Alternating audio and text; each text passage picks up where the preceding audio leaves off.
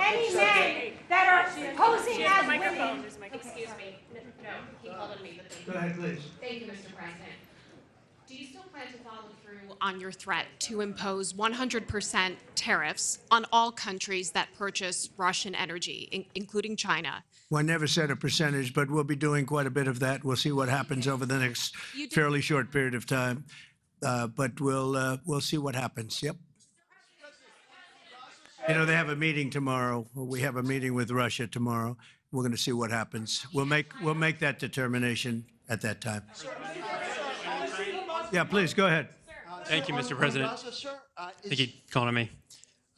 Thank you, Mr. President. On Ukraine, President Zelensky just signed a law allowing for citizens age 60 and above to serve in the military. We've seen dozens of videos of young men being hauled into vans and dragged to the front lines against their will. And we've even seen videos of a young man with Down syndrome serving on the front line. When you campaigned, you said you wanted to see the people stop dying. A lot of people admired that statement. Now the people dying are elderly, mentally handicapped, and conscripts. So even if a ceasefire doesn't work out, why should Americans continue to fund a foreign military that's scraping the bottom of the barrel of its population like this? Well, you have to understand, very importantly, this is Biden's war. This is not my war. I'm here to get us out of it. It's a mess, and I'm here to get us out. I haven't heard that when you say about 60-year-old men and, et cetera. But this is Biden's war, and we're working very hard to get us out. I stopped 5 wars in the last 5 months, actually, and I'd like this to be the 6th, frankly, and that doesn't even include Iran with, obliterating their nuclear haul, because they would have had nuclear weapons within 2 months. But stopped a lot of wars. You just take a look at the ones just over the last 2 or 3 months. It's been amazing. This is the one I'm trying to stop. This is the one we're working hardest on. The other ones I stopped within a matter of days, almost every one of them, including India and Pakistan. And I could go over the whole list, but you know the list as well as I do. But this is the one we'd like to see. I haven't not heard that, but this is Biden's war. And it's a war that he got us into, or indirectly got us into. It should have never happened. It would have never happened had I been president. Yeah, next to you. Thank you, Mr. President. Would you support Israel reoccupying all of Gaza, as has been suggested by some Israeli officials? Well, I don't know what the suggestion is. I know that we are there now trying to get people fed. As you know, $60 million was given by the United States fairly recently to supply food, and a lot of food, frankly, for the people of Gaza that are obviously not doing too well with the food. And I know Israel is going to help us with that in terms of distribution and also money. We also have the Arab states are going to help us with that in terms of the money and possibly distribution. So that's what I'm focused on. As far as the rest of it, I really can't say. That's going to be pretty much up to Israel. Yeah, please. Go ahead, please. Thank you. On transgender athletes in the Olympics, back to the safety, especially of female combat boxers, will the Department of Justice considering pressing charges against any man that tries to masquerade as a woman coming into this country to beat up American athletes? And secondly, would your administration consider genetic testing so that these people can prove that they're actually women competing? Well, I think there is going to be a very strong form of testing. As far as charges, I'd have to ask the Attorney General about that. I don't know. But there will be a very, very strong form of testing. And if the test doesn't come out appropriately, they won't be in the Olympics. Yes, ma'am, please. Go ahead, please. White. Thank you. Mr. President, do you believe that the U.S. committee would have made this decision on men and women's sports if you weren't president? And do you believe that this decision will stay in place once you are no longer president? I think they probably would have, because it just seems to be an issue that most people feel should be. I can't really say. You could have asked Chairman Wasserman. But I would say that, there's a possibility. It could go either way if you really want to know the truth. I feel strongly about it. I ran a campaign, at least partially on that. That was one of the many issues that I talked about: open borders, the economy, taxes, all of the things. But that was certainly one of the issues. So I really can't, I really don't know. Could have gone either way. Please. Have you decided on a replacement for the Fed governor? For Fed governor? I'll be making that decision before the end of the week, and we'll either decide on one for permanence or the 4-month period, the term. There's a term of about a number of months.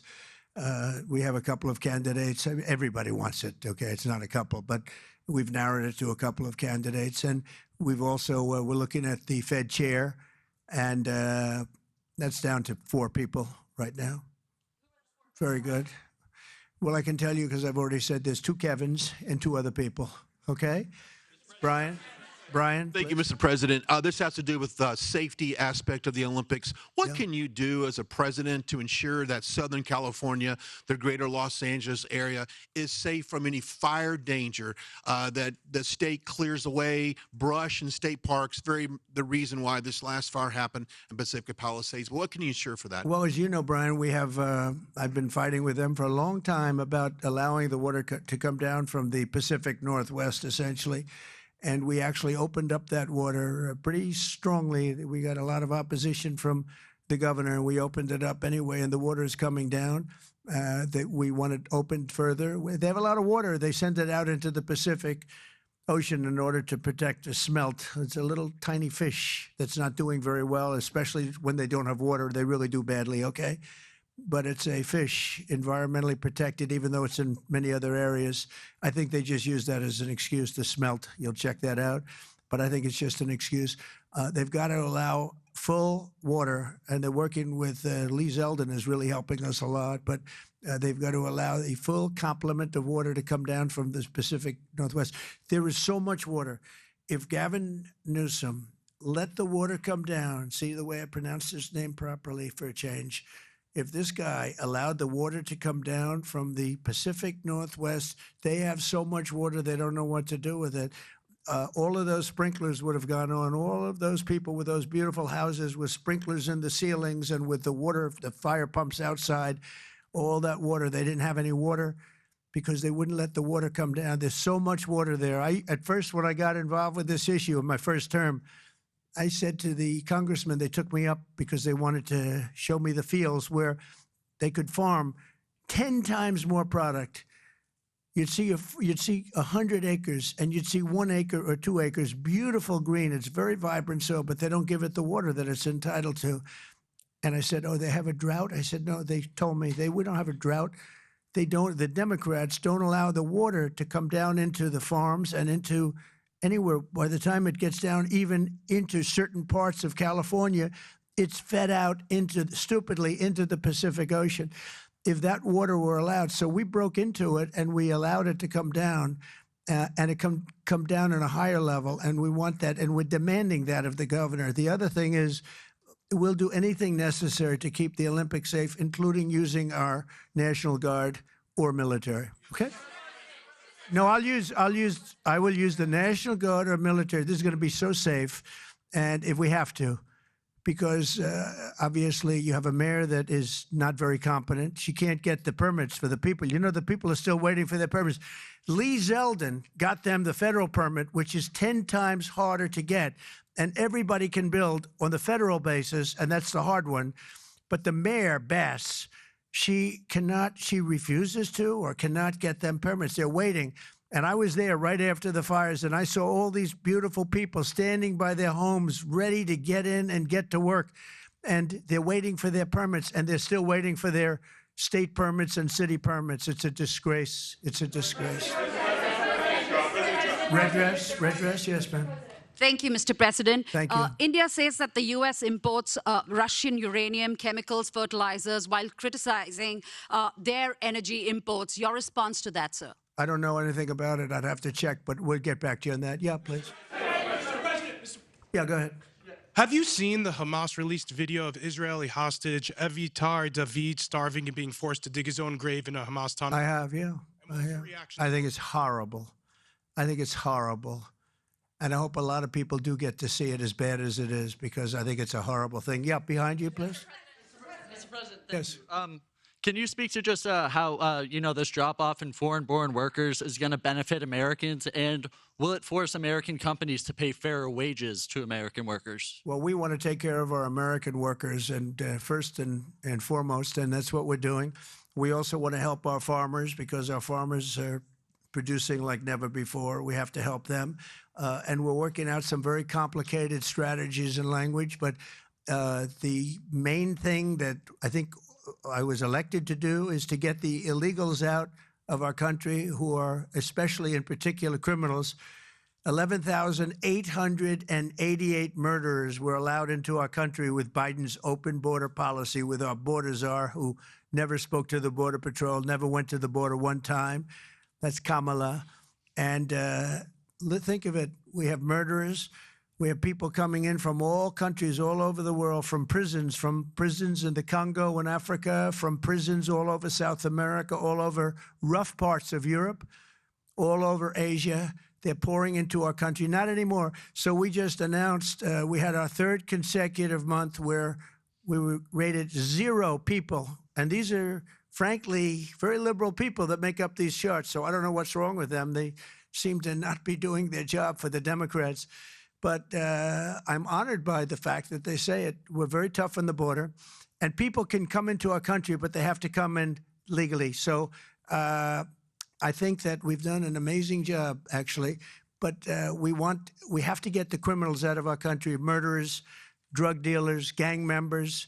They emptied prisons into our country. It's one of the reasons, I think, even beyond the economy, it's one of the reasons I got elected. It's really maybe the number one. It was between the economy and that. But, as I said before, our nation is doing really well, but we have to get these really bad people. They should have never been allowed in our country. Open border policy is for fools. We're the only country in the world with an open borders policy, but we don't have that anymore. We had 0 now for 3 months in a row. Peter? Thank you very much, President Trump. Nice to see you got off the roof all right. Yeah. You said this morning that you probably won't be running for a 3rd term. This weekend, Secretary of State Rubio said that he thought J.D. Vance would be a great nominee.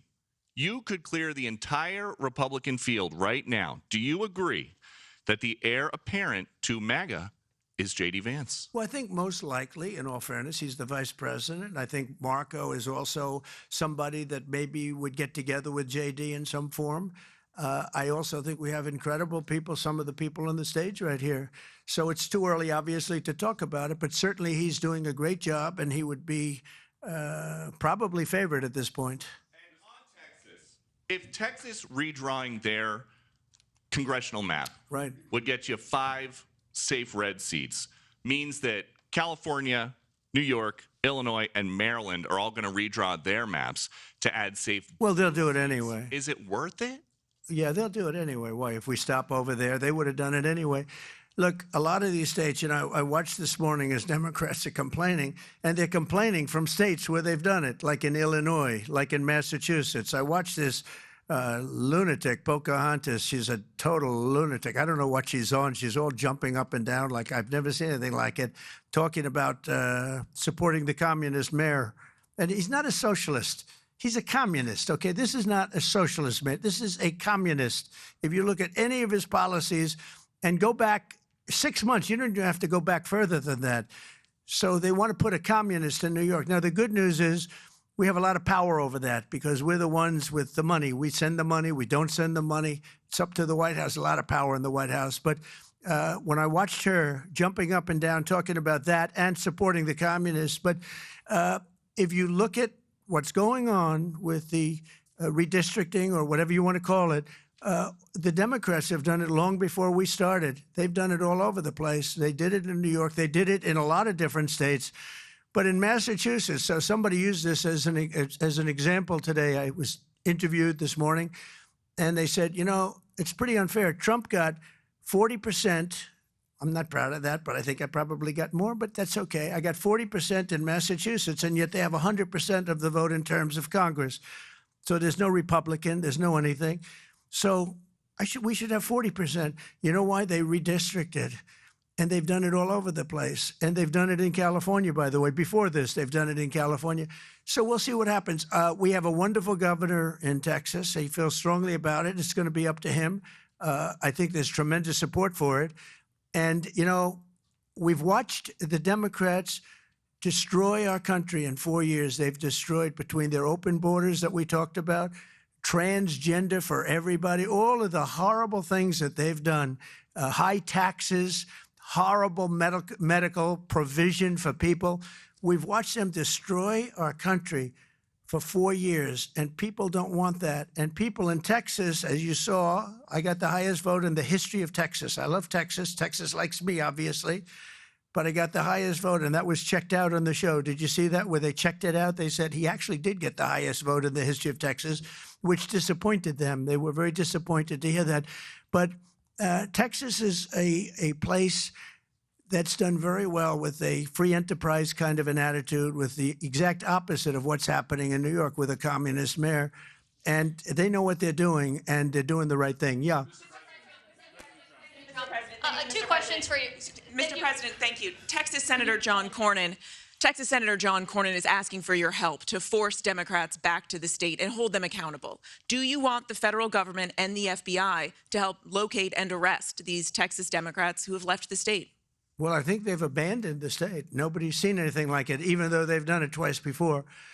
And in a certain way, it almost looks like they've abandoned the state. It looks very bad. Yeah, go ahead, please. Should the FBI get involved? Should the FBI get involved? Well, they may have to. They may have to. No, I know they want them back. Not only the Attorney General, the governor wants them back. If you look, I mean, the governor of Texas is demanding they come back. So a lot of people are demanding they come back. You can't just sit it out. You have to go back. You have to fight it out. That's what elections are all about. Yeah, please. Thank you so much, President Trump. Two questions for you. One, were you aware of and did you personally approve the prison transfer for Ghislaine Maxwell that your Justice Department? I didn't know about it at all. No, I read about it just like you did. And do you believe that she is? It's not a very uncommon thing. Do you believe that she's credible to be listening to? Your Deputy Attorney General sat down with her recently. Well, let me tell you, he's a very talented man. His name is Todd Blanche. He's a very legitimate person, very high, just a very highly thought of person, respected by everybody. And I didn't talk to him about it, but I will tell you that whatever he asked would be totally appropriate, and it's not an uncommon thing to do that. And I think he probably wants to make sure that, people that should not be involved or aren't involved are not hurt by something that would be very, very unfortunate, very unfair to a lot of people. But I will say this, Todd Blanche is one of the most highly respected people you'll ever meet. So I know this. I didn't discuss it with him, but anything he talked about with her or the fact that he did that, not unusual, number one, and most importantly is something that would be totally above board. Please. Yeah, please, go ahead. Thanks, Mr. President. Mr. President, how much more would you like DOJ to cut from the federal government? Well, it's not so much DOJ anymore. And by the way, I have to say that somebody from DOJ was very badly hurt last night. You saw that. A young man who was beat up by a bunch of thugs in D.C. And either they're going to straighten their act out in the terms of government and in terms of protection, or we're going to have to federalize and run it the way it's supposed to be run. But it's not a question of DOJ. We have great people, secretaries and all, working with DOJ and cutting with I said with a scalpel as opposed with an axe. They're cutting with a fine-tooth comb, and they're getting rid of people that aren't doing their job or bad people or bad things, bad policy, et cetera, et cetera. And I think we've been very successful in that. And there's more cutting to do, but there's also more getting. We want smart people in government. Our country is doing great. I think we are doing probably, maybe in many ways, better than we've ever done before. We're taking in trillions, not billions, trillions and trillions of dollars from other countries who, for years, took advantage of us. They took advantage of the United States like we were children, and that's not happening anymore. Now they're paying a lot of money, and they're paying hundreds of billions of dollars. Individual countries paying hundreds of billions of dollars. You're seeing what everybody else is seeing. And we have a lot of things we can do. One of the questions asked of me this morning is, are you going to make a dividend to the people? And the purpose of what I'm doing is primarily to pay down debt, which will happen in very large quantity. But I think there's also a possibility that we're taking in so much money that we may very well make a dividend to the people of America. Thank you all very much. Thank you. Thank you very much.